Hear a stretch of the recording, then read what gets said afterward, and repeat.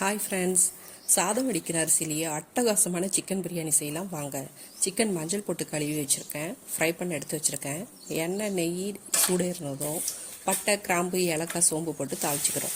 வெங்காயம் பச்சை மிளகாய் கல் உப்பு சேர்த்து நல்லா குக் பண்ணுறோம். பொன்னிறமாக வந்துடும். வெங்காயம் எந்த அளவுக்கு குக் ஆகுதோ அந்த அளவுக்கு பிரியாணி மனமாக இருக்குங்க. இஞ்சி பூண்டு விழுது சேர்த்துக்கிறோம். அதோட பச்சை வாசனை போடுறோம். தக்காளியும் சேர்த்துக்கிறோம். இந்த ஸ்டேஜில் புதினா மல்லியும் சேர்த்துக்கலாம். மஞ்சள்தூள் மிளகாத்தூள் பிரியாணி மசாலா சேர்த்துக்கிறோம். இது சிக்கன் பிரியாணின்றதுனால சோம்பு சேர்க்குறோம், இல்லைன்னா அது சேர்க்க தேவையில்லை. தயிர் சேர்த்துக்கலாம். அதோடவே சிக்கனையும் சேர்த்துக்கலாம்.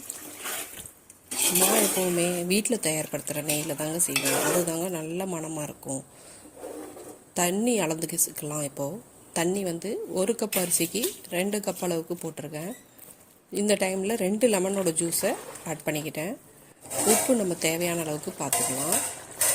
நான் இஞ்சி பூண்டு பேஸ்ட்லாம் ஸ்டோர் பண்ணி வைக்க மாட்டேங்க. எப்போவுமே ஃப்ரெஷ்ஷாக தான் ரெடி பண்ணி பிரியாணி செய்வேன். அதுதான் ஒரு நல்ல மணமாக கொடுக்கும். கலர் ஆட் பண்ணாமல் தான் பிரியாணி செஞ்சுருக்கேன். நீங்கள் எப்படி செய்வீங்கன்னு கமெண்ட்டில் சொல்லுங்கள். பாய்.